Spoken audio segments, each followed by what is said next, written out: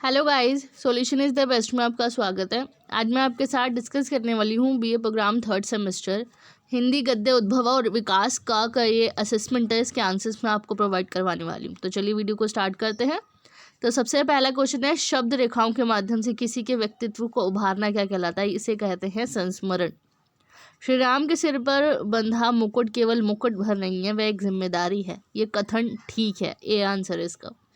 Third question आता है, सुभद्रा महादेवी वर्मा द्वारा रचित ये संस्मरण है। सुभद्रा नाम की जो संस्मरण है ये महादेवी वर्मा ने लिखा है, सुभद्रा का। भाव और मनोविज्ञान निबंध जो है वो आचार्य शुक्ल जी ने लिखा है। ये पहला निबंध था इनका, चिंतामणि का। दीपदान एक एकांकी है। दीपदान एकांकी जो है किसके द्वारा रचित है? राम कुमार वर्मा के द्वारा रचित है।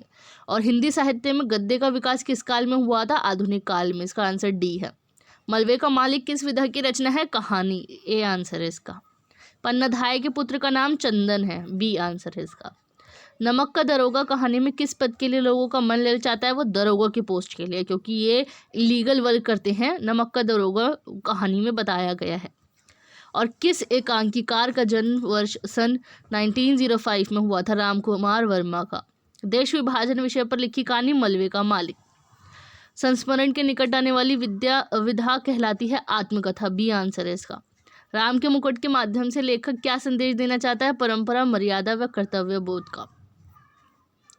आधुनिक युग की मीरा के नाम से जानने वाली महादेवी वर्मा कही जाती है। और कहानी नमक का दरोगा में अदालत ने किसको दोषी माना था? वंशीधर को। वंशीधर नहीं है, जमादार को दोषी इसमें माना था, डी इसका आंसर है। नमक का दरोगा गद्य की कौन सी विधा है? ये है कहानी। 19 क्वेश्चन है, सुभद्रा ने अंतिम विदाई कब ली थी? नागपंचमी को, सी आंसर है इसका। पंडित आलोपी दीन को किस पर अखंड विश्वास था? लक्ष्मी पर, जो पैसा होता है। भाव या मनोविकार निबंध किसके द्वारा लिखा गया था? आचार्य रामचंद्र शुक्ल द्वारा। आधुनिक हिंदी एकांकी नाटक के जन्मदाता किसे माना जाता है? डॉक्टर रामकुमार वर्मा को। विद्यानिवास मिश्र का जन्म कब कहाँ हुआ था? गोरखपुर में, ये यूपी में है। महादेवी वर्मा और सुभद्रा कुमारी चौहान की मुलाकात हुई थी कॉस्टवेट कॉलेज के हॉस्टल में।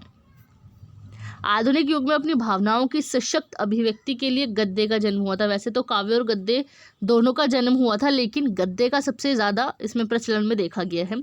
और अधिकांश विद्वानों द्वारा हिंदी की पहली कहानी किसे माना जाता है? रानी केतकी की कहानी को। नमक का दरोगा कहानी का मुख्य बात है आलोपी दीन नहीं है, इसका आंसर वंशीधर है। महादेवी वर्मा द्वारा रचित सुभद्रा एक कविता है। आधुनिक ढंग से हिंदी एकांकियों का विकास इसका है प्रसाद युग से इसकी शुरुआत हुई थी। ये 29 का आंसर है। 30 है, दीपदान एकांकी में दीपदान का पर्व जो है वो किसके आदेश से मनाया जाता था? बनवीर के आदेश से मनाया जाता था। हिंदी साहित्य में किसी वस्तु को सम्यक रूप से मानना क्या कहलाता है? निबंध कहलाता है, ए आंसर है इसका। आधुनिक काल में गद्य को आरंभ करने का श्रेय किसे दिया जाता है? भारतेंदु हरिश्चंद्र को। विद्यानिवास मिश्र का जन्म कब हुआ था? 1926 में। कहानी का विकास कब हुआ था? 1850 के बाद का इस कहानी का विकास शुरू हुआ था। लास्ट क्वेश्चन है, मलबे का मालिक कहानी का मुख्य विषय क्या है? देश विभाजन। मलबे का मालिक जो कहानी है वो बहुत इंटरेस्टिंग है, इसे पढ़ना जरूर। इसलिए देश विभाजन के ऊपर इसमें कहानी बताई गई है। तो ये मैंने पूरा आंसर आपको बता दिया है क्वेश्चन के answer. And thanks for watching my video.